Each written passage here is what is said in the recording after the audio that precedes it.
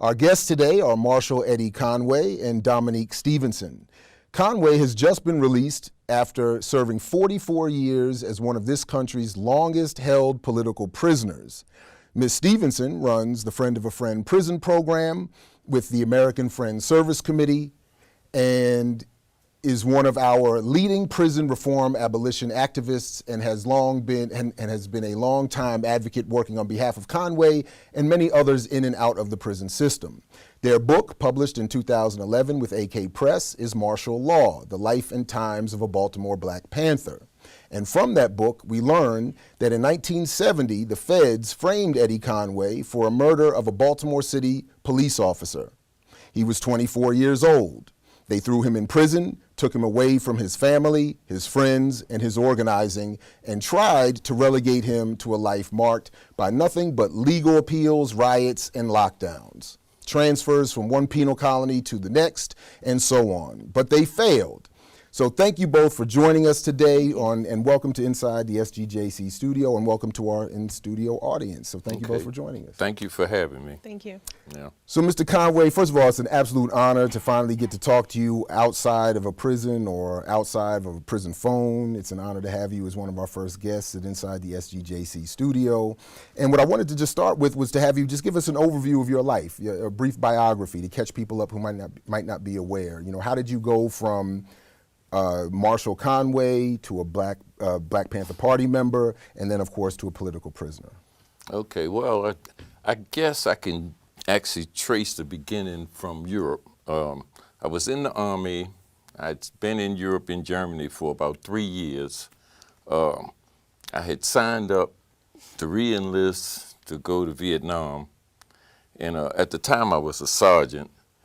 And one morning, we got the newspaper, the Stars and Stripes, which is the Army newspaper, and on the front of the paper was this picture of Newark, New Jersey's riot, and it had an armored personnel carrier sitting in the crosswalk of the street, and a soldier on that personnel carrier pointing a .50 caliber machine gun at a large crowd of black women standing on the sidewalk protesting. When I read the story, basically it said that the National Guard Armory had been broken into, guns had been stolen, the Army and the police had arrested all the males in the black community. The women were out in the street protesting about that. Finally, they put the National Guard from block to block and pretty much was threatening the women. And as I was sitting there reading the story and looking at my uniform and realizing I was just getting ready to go to Vietnam to either kill people for America or either to sacrifice my life, I realized that I was in the wrong place at the wrong time. And I decided that, well, okay, there's problems here in America and I needed to come home. I got out of the Army and I came home and pretty much I joined the NAACP and I joined CORE, and we helped integrate Spurs Point, and we did some other kind of stuff to try to get like opportunities for like white collar jobs for like black workers. And as I was working with those organizations and as I was working in the community, I realized there was a lot of serious problems. This was 1968, it was early 68. Racism was like widespread. There was a lot of oppression going on. There was a lot of violence in the community by various people against young people. And so I looked around to see if I could find something more concrete that I could do to help kind of like change the conditions of the community at the time. After looking at like a number of organizations, I settled upon the Black Panther Party. We were feeding children. It was setting up a medical clinic. It was trying to address some of the needs in the community, community control of police. Basically, it was developing patrols to help the senior citizens go shopping and et cetera. So I decided to work with them. I joined the Black Panther Party, and in the process, I became a lieutenant, and I started working with the secondary leadership in the state of Maryland. And some mysterious things were going on. And I started investigating. And in fact, my job was I was the lieutenant of security. So I started investigating some of these things. A couple Panthers had been locked up for doing things that they shouldn't have been doing. One Panther had actually got killed in an incident that he shouldn't have been involved in. There were all kinds of violations in the office and around the other buildings that we had located. And after investigating, I found out that the organizer of Maryland's Black Panther Party, the defense captain, Warren Hart, was actually an agent for the National Security Agency. And they did a national investigation as a result of my investigation, and they discovered that, in fact, he was part of the National Security Agency's program to destroy the organization. He fled the country. He went to Canada. He joined Stokely Carmichael's organization up in Canada, All People's Revolutionary Party. He caused disruption up there. He actually tried to set up Angela Davis with some guns and stuff.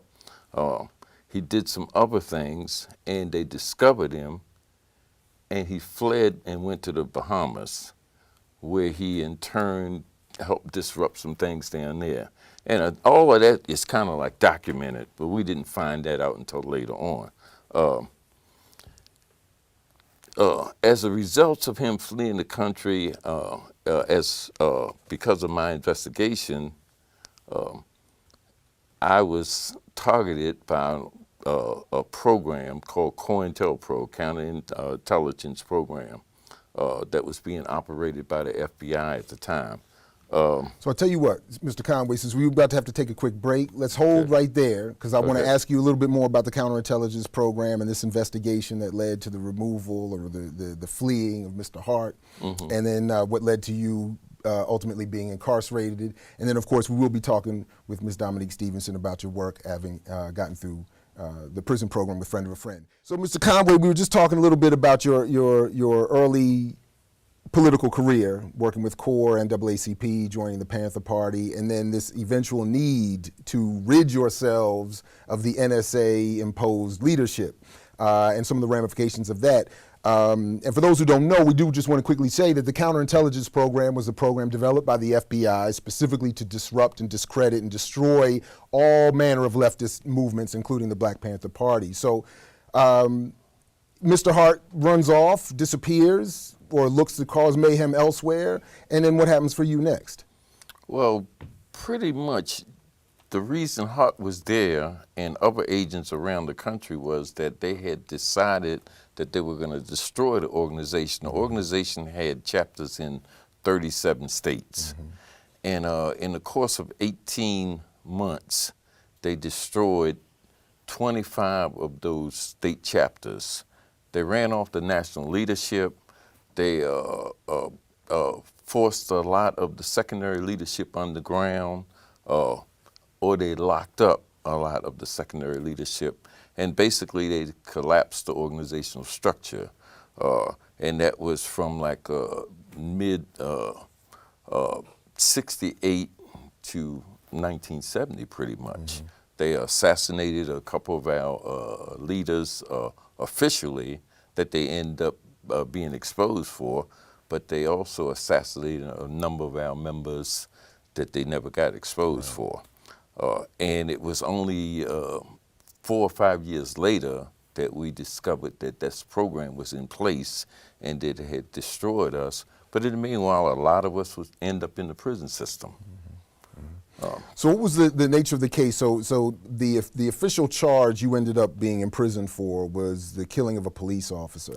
Yes. And at some other point, I would love to do it now. We don't have probably the time, but I would love to, at some point, to talk with you and others about the history of the Black Liberation Army and some of the other fears that emerged from the police in terms of the self-defense and the armed struggle waged by offshoots of the Panther Party that led to some of the fear that inspired their incarceration of you and others and further suppression of the organization. But the official charge was that you had killed a police officer in one part of the city. Yes. And if I remember from your book, there was so much evidence showing that you were not there, you were somewhere else, I think at work even. Tell us what happened. Yeah, pretty much what happened was there was some sort of a shooting incident in the city on the west side, and it involved two Panthers, two members of the Black Panther Party, and two police officers. And members of the Black Panther Party were arrested in that particular area. Weapons were confiscated, etc. 2 days later, they decided to include me in that to pretty much take out the secondary leadership. And when they included me, then they locked up like 20, 30 other members of the Black Panther Party. At that time, I was at the office, doing work, and pretty much once they determined that they didn't have anything, they brought from another prison a police informer and stuck him in my cell. They also brought a stacked deck of photos, and they duplicated my photo in each stack. And they used those photos to identify me. And I stated at the time that I was innocent, and I've stated like a number of times since then that I was innocent, and I've been fighting for like the last 44 years to kind of like prove that. And finally, at some point, because of legal technicalities, they could see that, well, okay, this wasn't a fair trial. I had been saying that all along, right? But the whole object, it was pretty much to destroy the organization. Yeah. And just to back up very quickly, that as you outlined what the Black Panther Party was doing, what attracted a lot of people, and I think still attracts a lot of people of my generation and younger, are the more flamboyant. I mean, honestly, I was drawn to that history because of the berets and the jackets and the guns and the armed self-defense training and the sort of the brash, Black power, pride, and aggressiveness and the militancy in the organization. But as you outlined, a lot of what made this organization a threat in the eyes of the state itself was the support you were giving to the community. It wasn't necessarily guns and Marxist-Leninist ideology and so on and so forth. It was that you were simply doing good work supporting the community, and this was seen as a need or a reason to destroy the organization. Is that about how you experienced it? Yes, that's true. And I will make a point. The guns and the beret and the rest of the stuff was symbols used to kind of like organize, to kind of like let people know. We had just came out of a turbulent time in the 60s. They were still lynching. People were being beaten for like riding buses. People were being beaten for sitting in lunch counters, etc. Police dogs were being sicked on people. Water hoses were being used.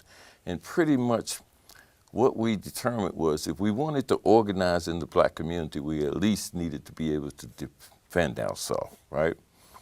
The threat came from the example of using the community's resources to help people in the community, and other people picked up on that kind of organizing. The American Indian movement started organizing and feeding in their community.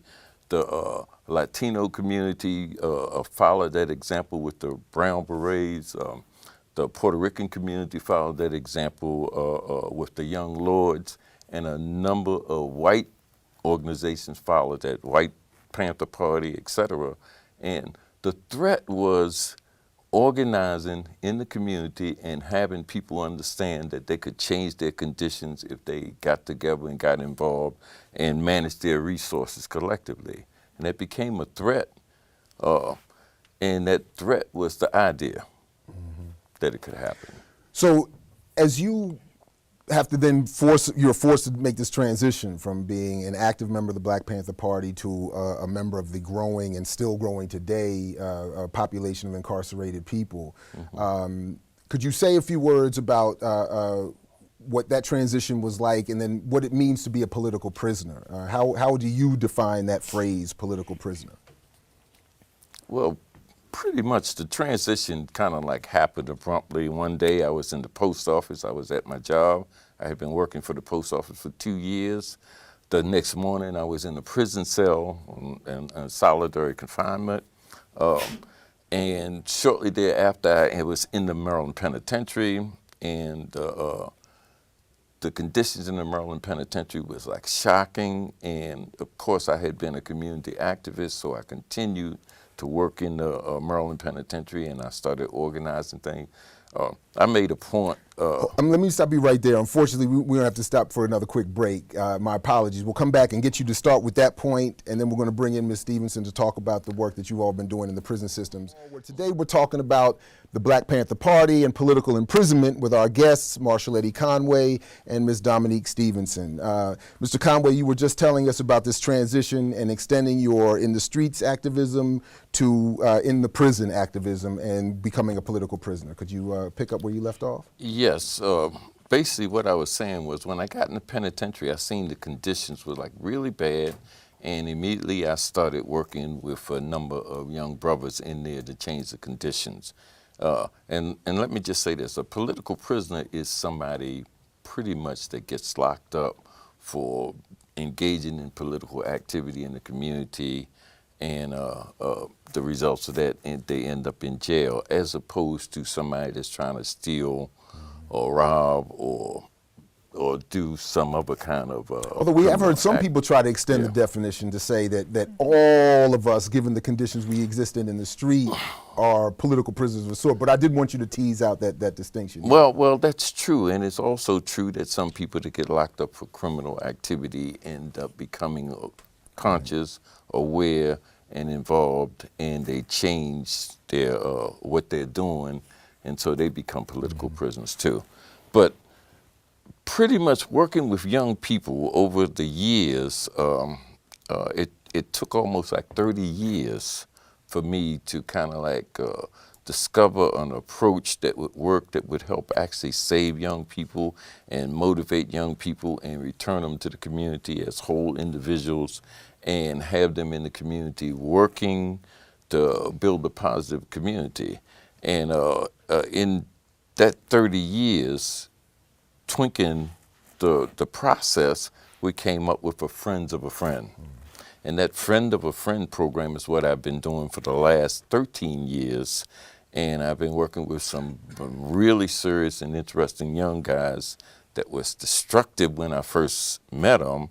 And now they're actually feeding children in the community. They're actually organizing the community, actually doing positive work with young brothers in the community.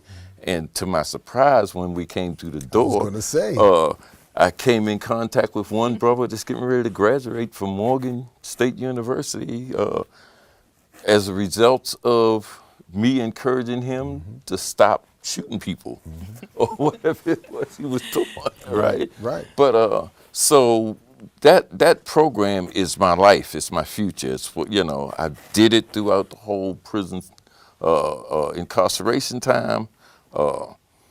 I've actually been enriched and rewarded by it, and I intend to do it like for the rest of my life. Well, and as have I, because as a someone who had claimed that he was involved with activist work and radical ideological thinking and work and all that, I had not been as involved with political prisoners. I'd written a few, obviously studied a few, learned about your life, but it wasn't until Ms. Dominque Stevenson and I got put in touch that I really got more involved, and not only in coming into the prisons, and Dominque, as I've told you off the air, I credit you with getting me over my phobia of even going in, because I was like, I don't even want to go in. I was scared like somebody would be like, oh, we got him now, let's leave him in here now, you know. So I was like but working with you in the Friend of a Friend program, for me, has been personally enriching. I just want to say that publicly, and obviously it's been great for many others. Tell us about the Friend of a Friend program, and please, if you would, start with where the name itself comes from. Okay, the name itself comes from the term that was used on the Underground Railroad. It was a passcode when folks were escaping and they're going to a safe house. Who sent you? A friend of a friend. And so because we look at imprisonment as enslavement, I mean, when you really look at the history of prisons and how they began to grow, you see a connection to the end of so-called chattel slavery here in the U.S. So we took that term. I think for a while we were kicking around the name, and we wanted to name it maybe the Harriet Tubman something or something, you know. And also being connected to a Quaker organization, and many Quakers were involved in the abolition movement, you know, the name just worked out that way for us. So tell us about how the program itself works. By the way, Friend of a Friend is also, I mean, it's also, it's a good way of maybe, in a sense, disarming those who would be afraid of something coming into the prisons called the Harriet Tubman, you know, Freedom Society. Or something, you know? So I think it's slick on that level too. But tell us how the program works and what exactly you all do. And then in our next segment, we're going to actually meet some of the young brothers you've been working with. But tell us a little bit about how the program works and what successes or struggles you've all encountered. You know, it works differently at every prison because it's based on the population there, it's based on what the individuals want. But for the most part, it's a 6-month-long mentoring program where the mentors generally select young men.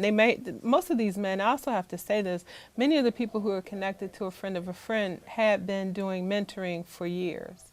They had been doing positive things already in the prison population. We just were able to come in and help with the structure.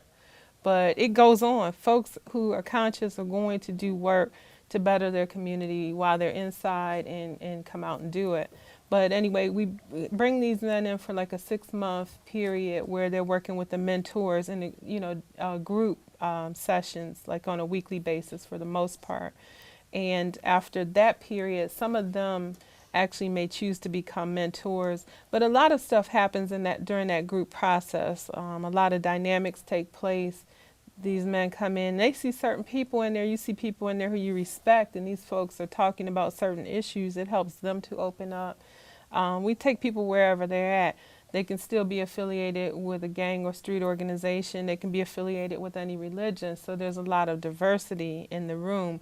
And it's just a safe space for people to talk about, you know, real issues that they're dealing with in their lives. Some of those men have come out of the prison system. Some have come out through work release, and we were able to hire them temporarily to begin to develop a program outside. And so the outside program, we actually work with, well, the men work with youth. For instance, they were at a group home last night, basically taking the same approach that's used in the prison, where it doesn't feel like a social services model. It's sort of like, I've been there, you know, creating a big brother sense. We try to develop or establish a sense of community. They also do a survival program in Gilmore Homes, handing out food, clothing. We're looking at doing other youth projects there too in West Baltimore. You know, you've also, you know, like I said, you brought me in, you've brought other faculty and teachers and people who teach theater, Brother Bashi Rose and others. And what I've noticed is that, like, just like you said, you get this eclectic mix of men in the room. And one of the things that I've appreciated from that class is that a lot of the students in those classes, quite honestly, are more interested in being strong, good students than I find even in my Morgan State classroom sometimes. So it's like it was a welcome experience on that level as well. And when we come back in just a minute, we are going to talk to some of the brothers that you've been working with. But I did want to ask you one quick thing very quickly. You mentioned this point about the relationship between prisons and slavery. Well, we'll start that when we come back, because I want you to tell, if you would, our audience here, one of the things you told me once off the air about your impressions when you first walked in to do some of this work. We're talking with Marshall Eddie Conway and Dominque Stevenson about the Black Panther Party, political imprisonment, mass incarceration, and right now, the Friend of a Friend program. And joining the set, and we'll get to these brothers in just a moment, are two brothers from that program, Wahid and Green Bay. So Dominque, you were saying just a moment ago, I was asking you about this analogy you were drawing between the old system of enslavement and modern day mass incarceration. And I was hoping you would recount one of the stories you told me once about what you saw going into the prisons and why you continue to draw that analogy. Okay. The first time I had been into a prison was the House of Corrections, and I had never been other than a visiting room, and that was actually very limited experience. I had never even had an idea other than movies what, prisons look like. And so going in there and walking through the housing area, there were 2 tiers, and all you see were black bodies. And it had the feeling of what to me a slave ship looked like, what slave pens must have looked and felt like. Also going to places like Hagerstown or Cumberland where you have mostly white staff and you have mostly people of African descent. It has the feel of a plantation. So to me it's bigger than an analogy. It's real. You feel it going into those places. So as we turn and bring in these two brothers, I wanted to have you all talk a little bit about how the program has worked for you and what you think the importance of a Friend of a Friend program has been to your lives and to the lives of the men you work with. Start with you, Green Bay. Yeah, me personally, I came into the program in 2007. I was introduced to the program by the brother Eddie Conway, which is here today. Started off at the book club there. That was one of the things that kind of caught my interest because we never had nothing like that inside of that institution that I was at. That you get a chance to read a book about your own people, it's written by your own people, and you have a discussion, dialogue about the book and what your opinion was about the book. The Friend of a Friend program to me was unique because it didn't discriminate on who was allowed to come inside of the program. I was faced with guys that I knew that was basically some what you call real dudes, that something to slap you at any given time or even help you at any given time. And they was accepted as one of our own. And I was accepted as, as family inside of that program. Because the brother one time, I like to tell a story that we walked the yard, that he said, well, you have energy, but I'm gonna show you how to channel your energy in the right direction. You can be useful in the thing that you say you wanna do. And it impacted me greatly because not only did I get a chance to talk about it, now I get a chance to do what it is that I talked about. And I love giving back to the people. And another thing about the program, it helps you to think, in which a lot of other programs don't. Real life situations, not just a situation that people look at as mine. I'm talking about real life situations when you get outside into communities that you're faced with. Even to the point that you coming back to your old neighborhood and not being accepted as you once was. How do some people think outside of that box, in which a lot of us can't think out the box? And that program basically helped me to get back into my community and be accepted. And if I don't get accepted, still be able to do the things that's necessary for my community. I did want to ask you, one time you were in one of my classes, and I don't even know if you remember this particular incident or instance, but you were talking about something you just kind of said, that the different ways that your neighborhood viewed you once upon a time, now you're coming back into that same community, but in a different way. Do you remember what I'm talking about? You were talking about the way it was at one point seeing you meant one thing. Now people still see you, but it means something entirely different. Could you follow on that point? If you remember what I'm saying? Now what I'm talking about? It's when they see me at first, it was okay, things about to start jumping off again. Meaning the block about to be hot, and if you ain't from around here, they're definitely gonna run you away from around here. Now it's the big brother back. Mm-hmm. The big brother now is man, look, tighten up. You can't, don't trap right now while they coming around the corner, so bringing out the lunches, or they passing out the clothes. Watch your mouth when they come around. Those type of transitions that start to happen because of the impact that now we have on the community with the program. Mm-hmm. And Wahid, same question. How have you seen this interaction with friend of a friend and having been in and now being out working with this same program? For me, I mean, the thing that attracted me to it the most once I actually got in was just that it's not a program realistically. Like, it sound good, like, friend of a friend program. This is an organization to me, that's the first thing that attracted it to me. And the second thing, I'm paraphrasing though, but it's a saying by Malcolm. He said, when you come out on this battlefield, you leave your God at home. And everybody who in a program pretty much do that, you know what I'm saying? You got everybody from with your faction, whether it's Blood, Crip, you Muslim, you Crip, Christian, it don't matter. Like, everybody's still out there on the forefront together, fighting for the same purpose, and everybody trying to help each one teach one. So that was the thing that attracted me the most, because especially coming home, everybody say like, okay, I want to do this, I want to help the people. I want to be able to not be the same person I was when I went into prison. But it's not really a lot of outlets to be able to do that.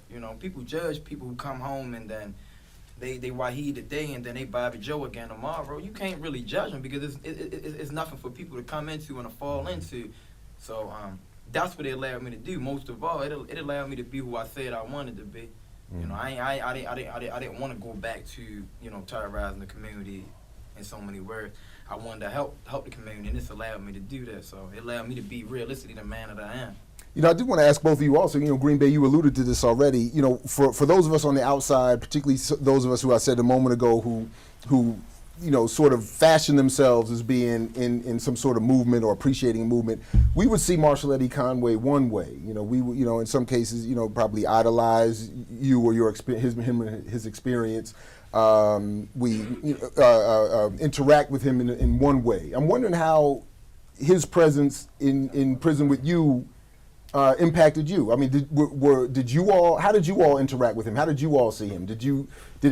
Was there a transition from just an older prisoner to seeing him as sort of a political leader of some kind, or how did that all work? You understand what I'm getting at? It was different because me and Eddie was never locked up together, and that's more just to show you the power of a friend of a friend. I never met the man face to face, never touched him, never got to embrace him. But at the same token, we still on the same forefront, even though I'm in a different prison. But we still, the ideas are aligned, So for me, it was different than it was for the big brother. But meeting him when he came home wasn't no big thing, because we used to talk, damn near every single day. So it was like, all right, well, I ain't meet my grandfather, so I'm ready to meet him. That's how it was for me personally.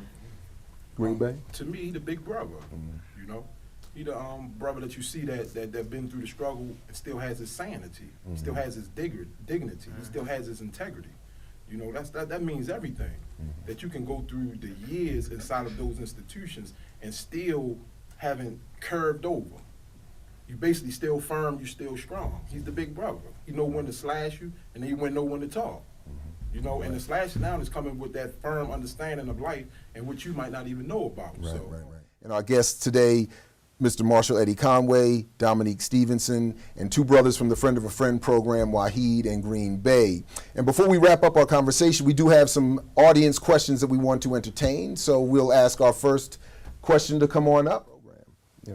Yeah, because I just want to say this. One of the things that I learned while I was in the prison was that you can help people turn their life around.